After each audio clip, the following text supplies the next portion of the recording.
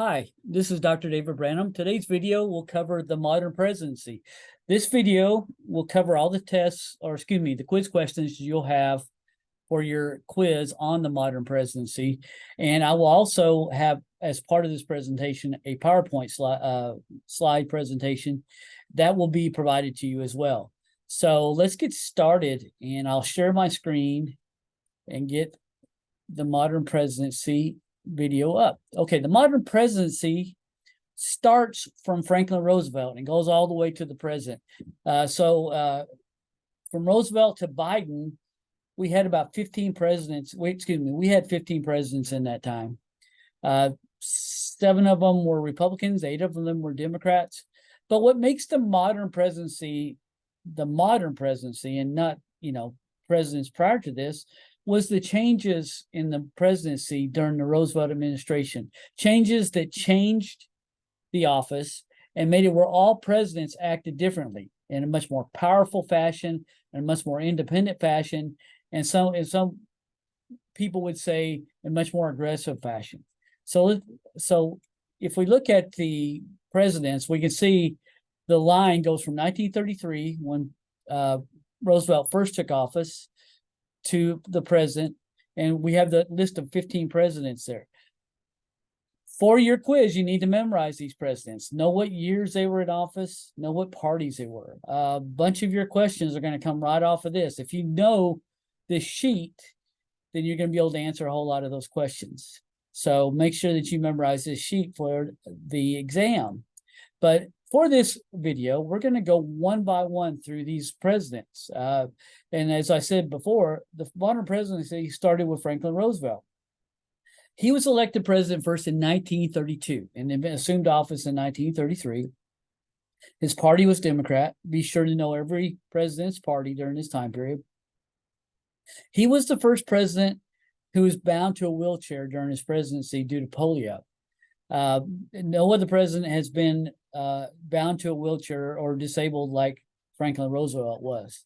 There have been presidents who experienced very difficult health conditions, like John F. Kennedy, who had Addison's disease and had to be in a back brace a lot. There are presidents who had issues with their health, but none like Franklin Roosevelt. So Franklin Roosevelt, I would actually challenge you to find a picture of Franklin Roosevelt in his wheelchair. There are some that exist, but very few, because Roosevelt had this influence over the media that made it where he was pretty much exempt from people, doing things in the modern way of taking pictures for entertainment and so forth. Roosevelt didn't want his picture taken while he was in a wheelchair. So it was a very rare occasion where you saw a picture snapped where he was in the wheelchair or he was being transferred from his wheelchair to his car. He didn't want to look like a person who was disabled. So in most pictures, you look at the picture that we have on the screen, that's how he looked. He looked like a person sitting in a chair, person who's in perfect health, or at least in really good health. And that's the image he wanted to have.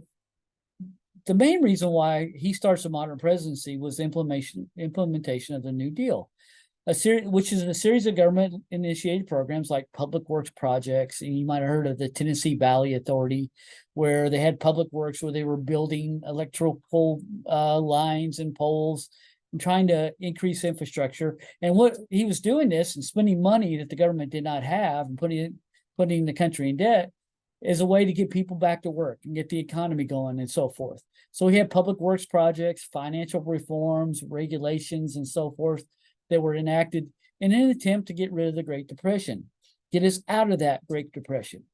By all accounts, the New Deal did not get us out of the Great Depression. World War II is what got us out of the Great Depression. But because Roosevelt was an activist president and something that was accepted by the public, it has changed the presidency.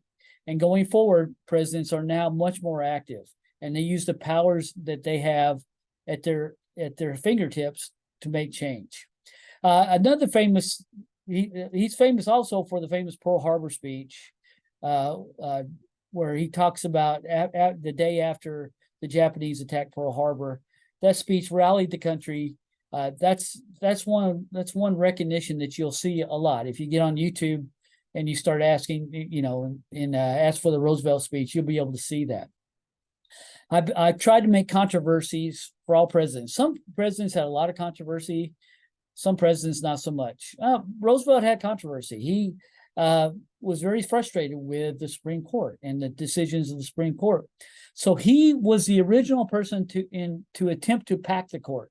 He wanted to create 6 new justice positions where he would name the 6 justices and change how the court would receive what he did, because he was extending himself as president further than any president had ever done. And the court, in a lot of cases, thought it was unconstitutional. This frustrated him. And so he attempted to pack the court, and he was not successful. Obviously, we still have 9 justices. He could not pack the court, but it was a controversial move that made him look like somewhat of a power grabber, somebody who was more of a dictator than a president. So that was probably the biggest controversy of his administration. He was followed by Harry S. Truman. Now, Roosevelt, he was elected 4 times to office in 32, 36, 40, and 44. 4 times. The only president ever elected 4 times. He didn't, he was elected in 1944 for the 4th time. And then he took the inauguration in January of 45. But by April of 45, he had a massive stroke and he died. Soon after that, we created a constitutional amendment that limited presidents to 2 full terms or 10 years in office. So because of that, he was the only president who will ever be elected to more than 2 terms in office. He was elected 4 times. Now that with that limitation, that will not happen again. This came obviously because of the visual loss of health that he had with the strain and the stress of being president. It's very easy to see. So this was a move to protect presidents as much as it was to protect the nation. Harry S. Truman was his vice president. He was president from 45 to 53. He didn't win the 44 election except as vice president. He won in 44. So as president, one of the major moves he made was to end racial discrimination in armed forces with an executive order, another thing that was popularized by FDR. So he used his power in the modern presidency to end racial discrimination in the armed forces. Then came the 1948 presidential election. There were economic problems. Truman wasn't very popular. And Thomas Dewey, who was the Republican nominee, was assumed to be the front runner and somebody who would win. And matter of fact, the assumption got so large that many of the newspapers the night of the election published headlines that Dewey had won the election because they were very certain that he had won the election. Part of this was because of survey and the flaws in the surveys at the time that showed that Dewey had a major lead. So that headline, Dewey wins, is something that Truman really loved to put up and really push in the faces of the press. This Dewey wins headline because of his upset of Thomas Dewey in the 1948 election. The biggest controversy, obviously, for Truman was his dropping of atomic bombs on Hiroshima and Nagasaki. Now, the dropping of the bombs ended the war in Japan. There were some scientists and political scientists who said that dropping these bombs actually saved lives because the state projected that 1 million more people would die.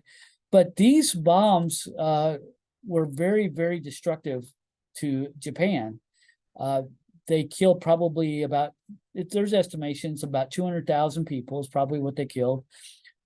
Only a small percentage, less than 20% of those were actual military soldiers or military people in Japan. The rest of them were civilians. And so the loss of civilian life has been very controversial. A lot of people called it a war crime for him to do that. But you also have to remember that it was Japan who attacked the United States. And they attacked the United States at Pearl Harbor when things were vulnerable. Therefore, that kind of is used as a justification that they needed to end the war regardless of what it took to end the war. So that is by far Truman's most controversial move. There, he had several others. The union strikes were in other things. You want to read up on those. Those are interesting. But the dropping of the atomic bombs, the only president ever to drop an atomic bomb on another nation, that was done by Harry Truman in Nagasaki and Hiroshima. Dwight Eisenhower followed Truman in 1953. He was elected in 1952. He beat Adlai Stevenson. He actually beat Adlai Stevenson again in 1956, which accounts for his 8 years in office. His biggest claim to fame was he was the general who led the Allied forces to victory over Hitler in Europe. That made him almost a certain person to be elected president, at least in his first term. He did a couple other things. He signed legislation that created our interstate highway system, which has been, for me personally, very nice. That, you know, you can get on an interstate highway and go around the country, and you have these massive highways that are so well built, and it makes it easy to get back and forth. You know, it makes it easy to create infrastructure like gas stations and stores in places where people will come. So I think that was obviously a very good government investment. Another thing that he did was he was the first person in the 20th century to use force to push a court order, a federal court order. This was when he used the Arkansas National Guard to enforce a federal court order to integrate Little Rock Central High School. When the governor, Orville Faubus, objected to it, he said, well, he was not going to integrate the schools. He sent Eisenhower sent the Arkansas National Guard to Little Rock to escort those minority students into the school. It was the first use of such federal troops of the 20th century in the South to enforce the Constitution. Controversy came, though, when the Sputnik was launched by the Russians, and the Russians were the first person to put a man in a capsule to orbit the Earth in outer space. When this happened in 1957, a lot of people in the United States felt that we had fallen behind the Russians and that we needed to step up. If you look at the movie The Right Stuff, you kind of see the response to that. The Right Stuff was a good account of what happened with the American space program and the steps they were taking to put men into orbit around the Earth. So one person that's depicted in that is John Glenn, who later became a senator in the United States Senate. So that was the biggest controversy, and there was a big response in the country that America needed to step up and do better. Next president was John F. Kennedy. He was elected in 1960 in a controversial election. In all honesty, I personally think that Kennedy, in all probability, lost that election. If you would have properly counted Illinois and Texas ballot boxes, where there's a lot of people who were no longer living who had cast votes, you had Mayor Daley in Chicago, who was a big Kennedy supporter, and obviously Lyndon Johnson, who was running for vice president in Texas. He won a controversial election, and Dick Nixon, knowing this, still conceded the election, fearing that the country would be in jeopardy if he did not do it. But Kennedy was basically put into the fire as president. One of the first things he had to encounter was this invasion of Cuba by Cuban exiles who had come to the United States. And because Castro had taken over in Cuba, these exiles wanted to come in and attack and take the country back from Castro. So the plan of attack was to send these soldiers into the Bay of Pigs and have them attack. No one knows for sure why it failed so miserably. Whether Castro knew about it ahead of time, whether the intelligence was bad. This had been organized by Eisenhower, but Eisenhower did not ever say he wanted to do that. That he wanted to implement this invasion. Kennedy made the order to do it with advice that it would work, and it fell miserably. So he started out his presidency in a really, really tough situation. Russia, the Soviet Union, responded. Khrushchev responded by with the understanding that Kennedy was going into Cuba, so he had to protect Cuba. He sent missiles into Cuba and pointed nuclear missiles at the United States. And this put the country in jeopardy. And it put us in a really difficult situation that Kennedy had to resolve. And so he went into negotiations with the Soviet Union. Khrushchev, I think, might have thought he was kind of weak because he was young and, kind of brash. Kennedy proved himself in this, although he did a lot of concessions that aren't advertised. He had a lot of concessions in Turkey because Turkey is right up there against the Soviet Union. So the Soviet Union said, you will be protecting us and you will commit to staying out of Cuba. So he did resolve the Cuban Missile Crisis. We had to give him recognition for that. So I'm starting with the controversy because it was the first thing that happened in office. And then resolving the Cuban Missile Crisis, that was clearly Kennedy's heroic moment. Unfortunately, in 1963, November 22nd, he was assassinated by Lee Harvey Oswald. There's a lot of conspiracy theories about that, but none of them have been substantiated. Oswald was killed just a few days later and assassinated himself. So there's a lot of mystery around what actually happened with Kennedy. But in his short presidency was a very eventful presidency. LBJ was his vice president, as I mentioned previously. Kennedy and LBJ were both Democrats. Only Eisenhower was a Republican. In this time period between FDR and LBJ, there were 4 Democrats and only one Republican, Eisenhower, in the center of them. And Eisenhower was sort of what you might call a moderate Republican. He wasn't conservative in the traditional sense that we know today of conservative. He wasn't a Reagan conservative by any stretch. So LBJ took over from Kennedy, and he was very active president. He signed Civil Rights Act of 1964 to outlaw discrimination based on race, color, religion, sex, national origin. He selected the first African-American justice to the Supreme Court. That was Thurgood Marshall. It was the first African-American justice in the Supreme Court. And he escalated the Vietnam War. Now, by far the most controversial of those 3 was the escalation of the Vietnam War, which did not turn out so well. It made Johnson was perceived as somebody who would stick out his chest and say, it's all right, we're America, we can win any war we want, kind of thing. And he was perceived to being somebody who was just a little bit reckless by putting so many troops into Vietnam and committing so much to it.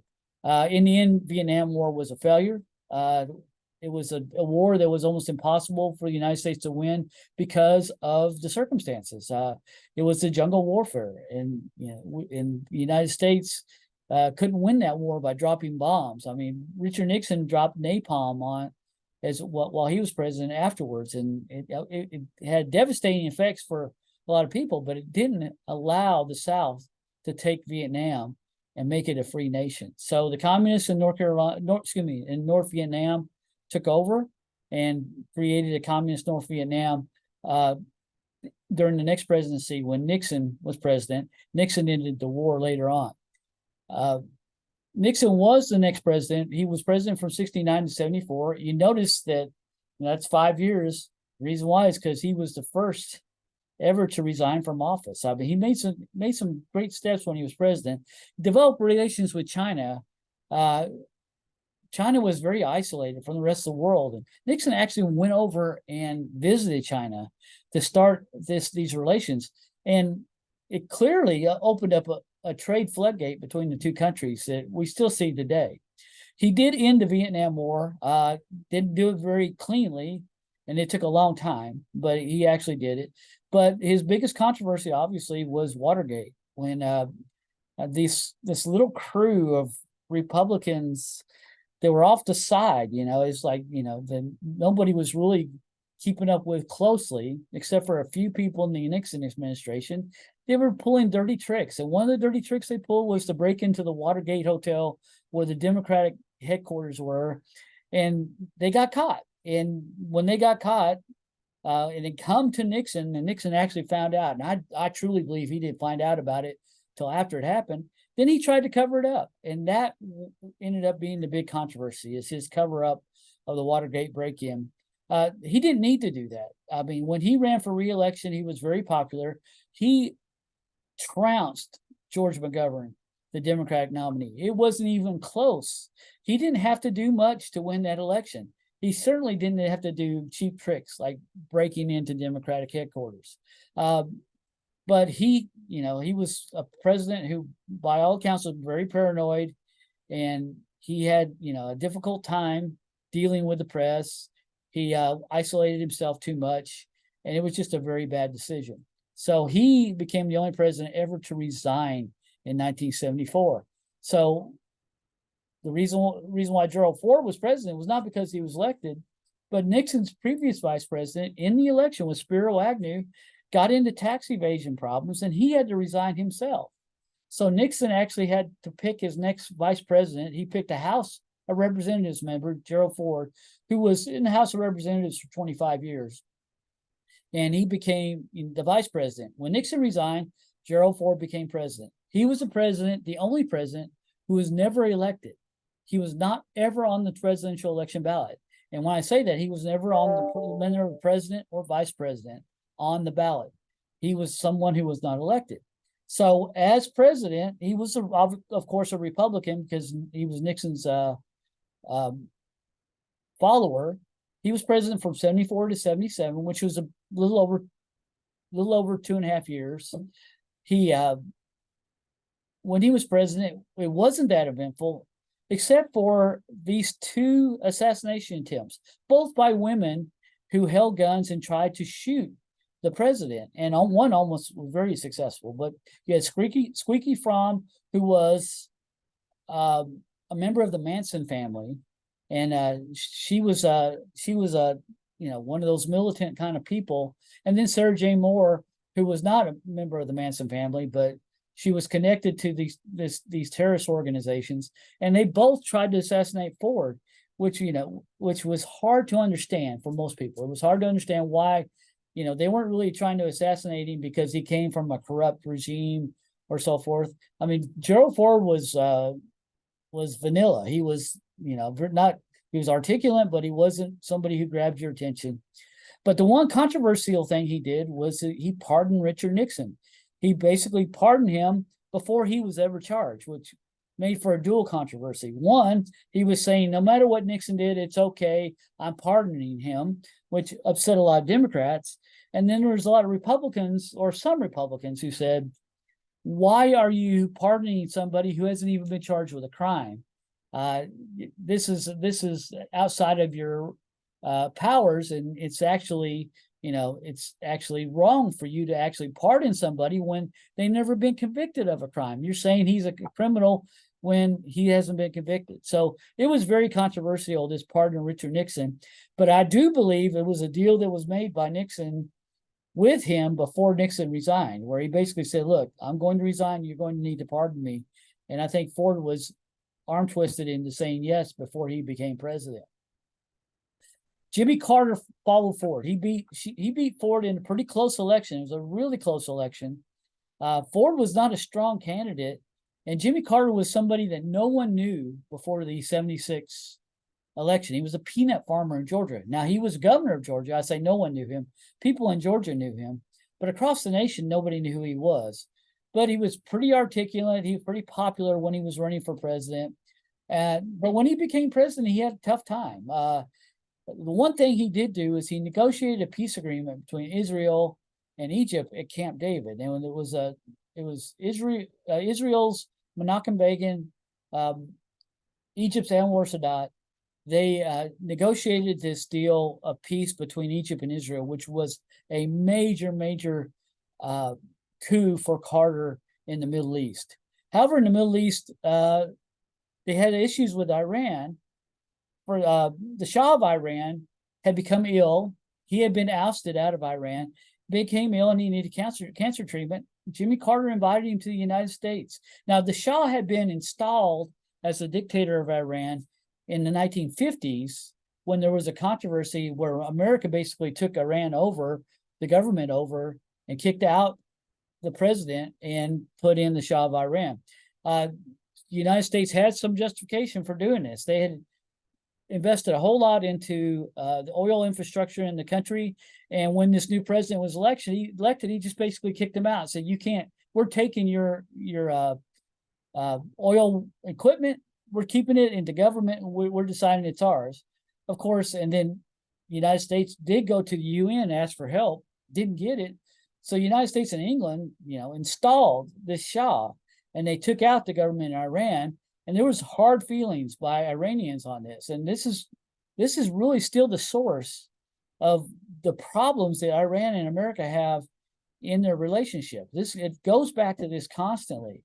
So Iran, the Ayatollah Khomeini, come in and took American hostages, stormed the American embassy, took hostages, and held those hostages for 444 days at the end of Carter's presidency. The Shah of Iran eventually died from his cancer in short time, and then the hostages stayed. The hostages were released, but they were only released the day after Carter left office. Carter lost his election to Reagan, and Ronald Reagan, received the hostages as soon as he took the oath of office. And so it was a real slap in the face for Carter. A couple other things too. I mean, economic inflation and unemployment were terrible under Jimmy Carter. He was blamed for the economy being really bad. And you're talking about double-digit economic inflation. We've had bad inflation during the Biden administration, but not as bad as during the Carter administration. And the other thing was the 1980 Olympic boycott. The Russians, the Soviet Union had invaded Afghanistan. It was a move that was really a bad move. And, both countries have seen the problems in the short history we've had of invading a country like Afghanistan and trying to set a foothold. The Russians tried to set a foothold, but Carter was upset about it. He said they shouldn't have done that. And so he withdrew the American team from the 1980 Olympics, which were being held in Moscow.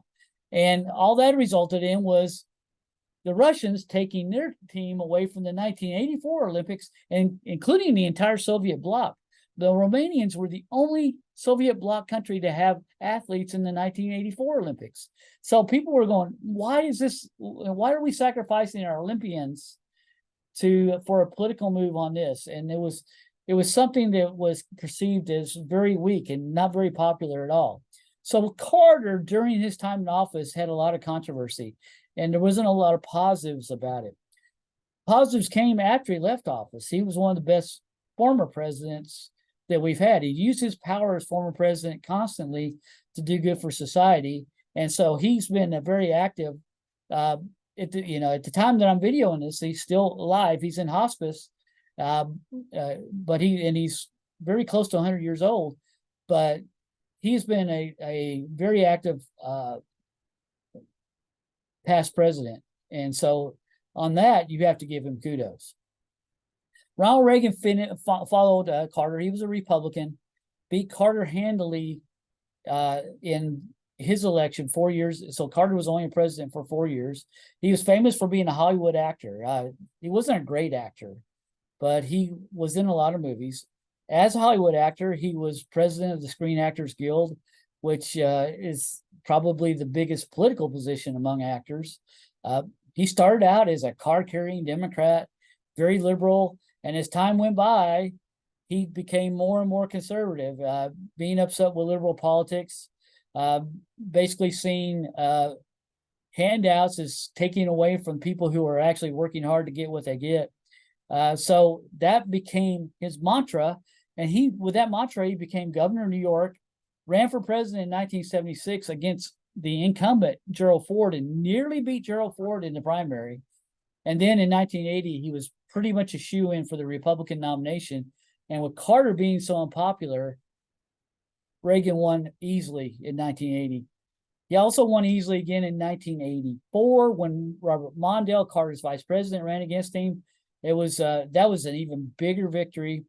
Couple things. One, he was credited with ending the Cold War with the Soviet Union, and he basically did this by outspending him. And we, as a nation, entailed a lot of debt under Ronald Reagan because of his heavy defense spending.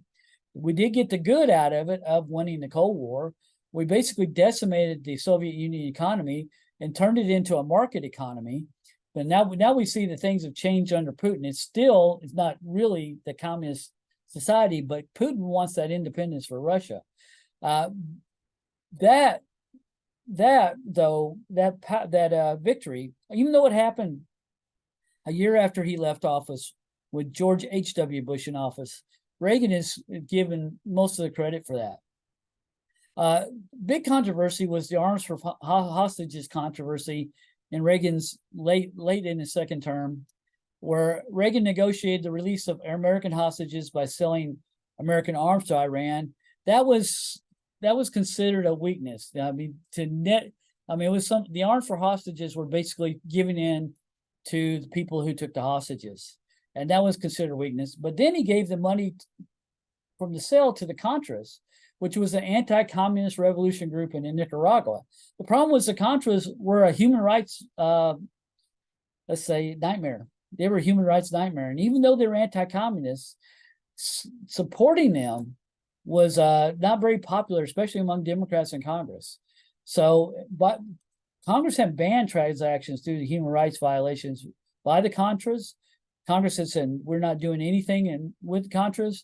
Reagan, behind their back, with Oliver North as his person to do this, did this and made this transaction and supported the Contras when they were going against the communist Sandinistas in Nicaragua. So that was probably the biggest controversy.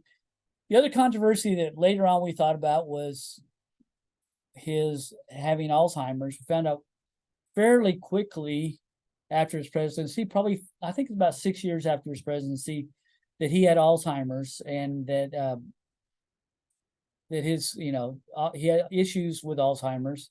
People started looking back and saying, okay, we kind of seen this and so forth. When Reagan was president, he was the oldest president in history. Now, Joe Biden has really eclipsed that. Donald Trump eclipsed that as well. But he was seeing it, they started thinking, because he had a lot of time in isolation. There were weeks when the only person he would see would be his chief of staff and Nancy. And so it probably is thought of that things like the arms for hostages controversy and other things were things that Reagan really didn't even know about. It was people working for him, did them behind his back, and he didn't really realize what was going on in a lot of cases. So that was also a controversy. He was followed by George H.W. Bush. George H.W. Bush was his president for 8 years. George H.W. is from Houston. He lived his post-presidency in Tanglewood here in Houston. His biggest recognition was winning the Gulf War. When Saddam Hussein went into Kuwait, Saddam Hussein, the president of Iraq, went into Kuwait and basically cleaned house, George H.W. Bush sent in troops and got him out. That was a Gulf War victory. Now, when they got Hussein out of Kuwait, they didn't remove him from office in Iraq. He was president of Iraq. They did not remove him from office in Iraq. They let him stay in power. But basically, once he was out, the Iraqi army surrendered. The United States went out, left things as they were. I believe that H.W. did this on purpose because he saw Saddam Hussein as a necessary evil. H.W. was the former CIA director, maybe knew more about foreign policy than any president in history, especially modern presidents. I don't think there was a modern president who knew more about foreign policy than H.W. Nixon had a lot of foreign policy thoughts and theories and so forth. He had, and all the presidents had knowledge. H.W. had personal knowledge. We was friends with many presidents around the country, around the world. He knew the world better than anyone. So I think that's the reason why he left Saddam Hussein in power. Of course, later on, his son took him out of power, disagreeing, honestly, it was a disagreement with his dad that was never professed, but he took him out. And because he saw it as a mistake to leave him in power. And he justified that by saying that Saddam Hussein had weapons of mass destruction, something that never was actually shown to actually be real. So that is probably the best thing about the George H.W. Bush presidency. The other thing that George H.W. Bush did was he signed the Americans with Disabilities Act. It's civil rights law that prohibits discrimination based on disability. So for disabled people, we see the effects of this bill constantly, especially in places of education, but we see them in places of work. If you see a wheelchair ramp at your place of business, it's almost certainly because of this bill. These ramps were not always there. It was often very difficult to get a person in a wheelchair into a building because there was nothing but steps. This law forced companies, schools, government centers to build facilities for disabled people and to make provisions for disabled people. It is now federal law. So it affords protections against discrimination. George H.W. Bush was the person who did that. The biggest controversy he had, though, was in the 1988 Republican National Convention. When he's doing his acceptance speech, one of his quotes was, "Read my lips, no new taxes." And after that come out a Graham-Hollings-Rudman Act, which is a bipartisan bill that basically was forced the federal government to come closer and closer to balancing their budgets. And so the president was facing this. I have to balance the budget, but he was trying to balance it with no new taxes. And when it come down to it, the Democrats in Congress said, "You're cutting things we're not gonna go for," and he caved, and he actually allowed new taxes to come closer to balancing the budget. This was a campaign nightmare for him in 1992 when his own party, Pat Buchanan from his own party, talked about Bush and how he had promised not to raise taxes, and he did it. Made it very difficult in the Republican primary, although he really won it fairly easily. And then he ran up against Bill Clinton, who kind of took the center while Bush was trying to push himself to the right in the Republican primary. And Bill collected that center vote. And even though he was very liberal on social issues, economically, Clinton was fairly moderate, maybe even conservative in some instances. And it made it impossible for Bush to win. So that's the biggest controversy for George H.W. Bush. And so we know that Clinton won. He's a Democrat. Clinton did, he had the economic times during the Clinton presidency were really good. There was no real recessions. Things went well. He signed the North American Free Trade Agreement. They eliminated trade barriers between U.S., Canada, and Mexico. That was thought as a Republican bill. Reagan was the one who started it. George H.W. had done things to make sure it happened, even though he couldn't get it signed. Clinton finalized that. So he could take credit for NAFTA being finalized. It's still controversial. I mean, it's hard to tell whether it was beneficial to the economy or not. He also did the Family and Medical Leave Act of 1983, which is the act that protects you in having your job when you come back from a childbirth. So you can take months off and come back and be assured that you get your job after the birth of a child because of this act. Before that, you could actually be terminated for leaving your job for having a child. So this works for men and women. Men and women both get this leave time. Doesn't mean you get paid for it while you're gone, but it does mean you can take it. By far, the biggest controversy during the Clinton administration was his sexual encounter with Monica Lewinsky. Monica Lewinsky was the intern. This apparently occurred in the Oval Office. Monica Lewinsky collected evidence to prove that it occurred. And when it came out, Clinton actually lied to Congress about it, saying that it did not happen. I did not have sex with that woman. He actually did. His law license was taken away, but he was never charged with a felony crime for lying to Congress like he could have. There was just not after he left office, there was not a big push to have that done. He also had several other controversies with extramarital affairs and so forth. Apparently, things haven't changed much in post-presidency. He has a reputation. That's by far his biggest controversies, though. As president, was his, having a sexual encounter with an intern, which is just completely unacceptable. And then, other things that were alleged during his presidency. George W. Bush took over after beating Al Gore. Al Gore was Clinton's vice president in the closest election in history. It come down to Florida. By the time they finally counted the votes, Bush won Florida by 534 votes. No one knows for sure who won Florida, but it was a highly controversial election. Al Gore conceded much in the Nixon fashion, saying, okay, it's been too long. We have to have a president. So let's go forward with the country. And he conceded.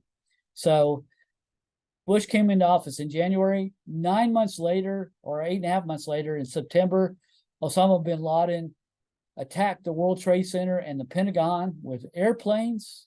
He had other airplanes he was attacking with, some very heroic passengers made one group crash their plane in Pennsylvania by attacking this militant group that came in to destroy things in America. This really rallied the nation around George W. Bush. He was the most popular president in history after this occurred.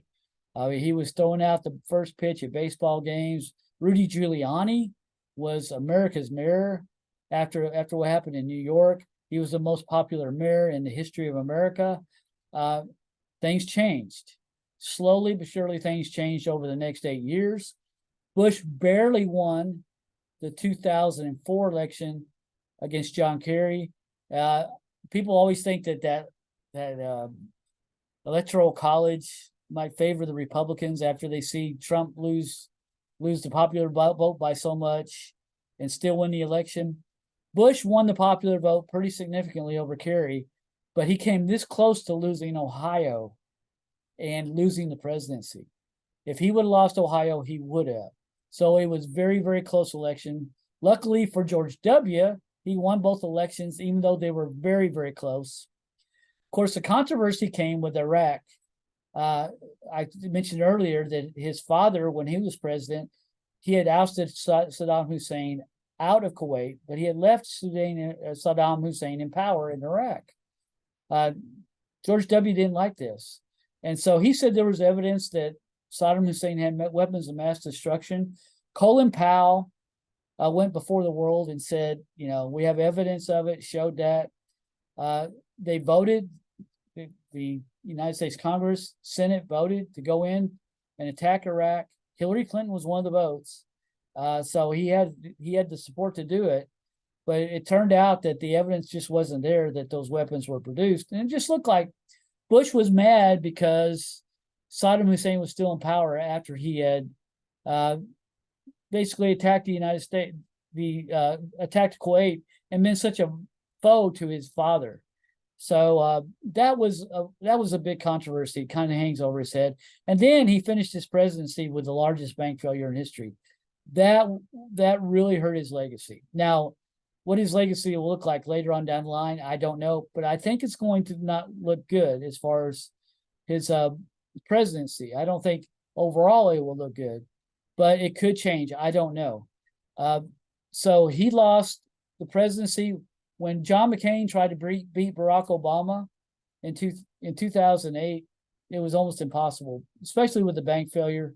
The Republicans were really, really unpopular, and it just really led the way for Barack Obama after his upset of Hillary Clinton in the primary to become the first African-American elected president. He won easily over McCain.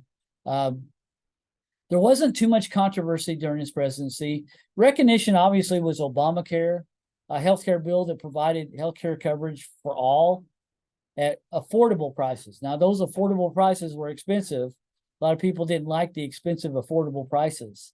But if you had a pre-existing health condition, as long as you got your insurance, you could go ahead and have your insurance as long as you kept it. So they give everybody a chance to get health insurance. The other coup of his presidency was the capture of Osama bin Laden. who the United States executed and laid to rest in the ocean. It was hard to find real controversies in Obama's presidency. I put two down there. They were a controversy. One was the IRS targeting controversy, where people were, were countered by the IRS, with applying for tax exempt status. If it was harder to get tax exempt status if they saw words that caused you to think that they were conservative, like Tea Party and so forth. Now, there was others, the Democrats, who said they faced the same thing, but the Republicans maintained that the IRS under Obama's watch was trying to make sure that it was harder for Republicans and conservative groups to get tax exempt status. That wasn't really highly publicized, but it was a controversy. The other controversy was Benghazi, and this was worse for Hillary Clinton than it was for Obama, where 4 Americans were attacked on American facilities by an Islamic militant group associated with Al-Qaeda. The Republicans said the attack should have been thwarted because there was actually warnings from this group that they were going to attack. And even Obama, after the attack, he said, this terrorist group has attacked us. Well, after the attack, a few days later, the administration sent Susan Rice out to say that this was not actually a terrorist attack. It was a protest that was going on outside. We had no idea it was coming, and the protesters came in. With Obama saying that it was actually a terrorist attack previously, this didn't wash too well. And a lot of people really claimed that Hillary Clinton was the problem here, because she, as Secretary of State, should have seen this coming and should have seen the warnings and had a better plan for that American facility in Benghazi. It's hard to tell. There are still Democrats who say that this is that the criticism is unjust. Many Republicans think that this was a worthy criticism. But those were the controversies in the Obama camp, in the Obama administration. There was nothing to the measure of Monica Lewinsky or Watergate, anything along those lines. So I have a couple there because I tried to find some for every president. Then Donald Trump took over in 2017 after winning the 2016 election, lost a popular vote by millions, but he won the Electoral College against Hillary Clinton. The recognition is, I say anti-illegal immigration. I give him recognition because he was the only candidate really in decades to address immigration. Now, his immigration stance isn't popular with a lot of people, but he was the one who actually did it. And it was, this brashness that gave him a coalition that previously was kind of detached from politics. Most of them are white, non-college educated people who really hate government, the federal government, and how things have worked over the years. Donald Trump is their man, despite the fact that he even admits that he's part of the swamp. He said, I am the swamp. I know I know how to handle the swamp. His coalition loves him. It's not a majority of the country. So he won the presidency, on the edge, and he never tried to gather in really any more moderate groups. He only, paid loyalty to his coalition. This made the Democrats hate him. He was accused without evidence of collusion with the Russians. Over $30 million was spent on that investigation to find out that there was no evidence that Donald Trump colluded with the Russians. And this has been part of the reasons why he says, I am under attack. I am a target. And it makes it where this $30 million investigation has made it where the people who attack him are seen as not having integrity. And so despite the fact that Donald Trump does many controversial things, probably does a lot of wrong things, there are a lot of people who say, it doesn't matter. The people who said that have no integrity. He's just being targeted because he's our president. And so when he comes out, with COVID-19, and says, we don't need to wear masks, or we need to open up society, which, it's hard to prove that you shouldn't open up society because people were dying everywhere. So that proof, there is some evidence that, that coming in actually in isolating worked on some level, but there are others who say it just didn't work. So these controversial issues, he constantly is at the center of them, always saying he's right, never caring about it, about his reputation when people who do not like him, and he's seen as a victim in a lot of cases. He appointed 3 conservative judges to the Supreme Court during his 4-year term, not because 3 justices came out of office during his term. One came out before his term was over, but the Senate would not hear the nomination. That nomination ended up becoming the Attorney General under Joe Biden, who indicted him on federal charges. So that's another thing where people said, look, he's just a target. This is the reason that he's a victim, and he's the victim of the evil federal government. He said the election was stolen from him. People believe the election was stolen from him. There's no evidence that it was stolen from him, but I always say there's a lot of evidence that we've never seen that we don't have privy to. So with elections comes trust. People don't trust the people running elections. We've always had a level of trust where we said, okay, this election result is there. We believe it. People don't believe it anymore.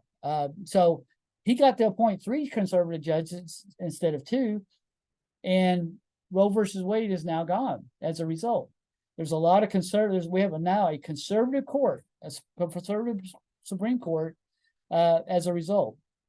Controversy, the Russian collusion, obviously, all of the many sexual harassment lawsuits, the January 6th storm of the U.S. Capitol building that resulted in death and destruction. The controversy, he's by far the most controversial president in history. He's by far a person who would not go without recognition. I say recognition because things happened when he was president. Every day we had news from Donald Trump. So he's by far the most controversial president we've had, despite only being in office for 4 years at the time of this video. And then Joe Biden, who was elected in 2020, by far the oldest president in history. If he gets reelected in 2024, which he's running for, by 2028, he'll be 86 years old. Donald Trump was already the oldest president in history. The day Joe Biden took office and took over for Trump, who had been in office for 4 years, he was already older than Trump had ever been as president. So he is by far the oldest president. By far the biggest controversy for Joe Biden has been Hunter Biden, his son. His son has been, there's been controversy over him getting jobs that he wasn't qualified for because his father was vice president. The Joe Biden laptop, which people said actually didn't exist, and they punished the New York Post for a story they published on the the Hunter Biden laptop that actually did exist, who they said didn't exist. So by far, Hunter Biden, his son, has been the biggest controversy of the Joe Biden presidency, this short Joe Biden presidency so far at the making of this video. That's it. This video has covered all your quiz questions. I think maybe you knew a lot of it beforehand, but I hope I made it a little bit interesting. And if you have any questions on it, let me know. I wish you well in the test, and I hope to see you in the near future. Bye.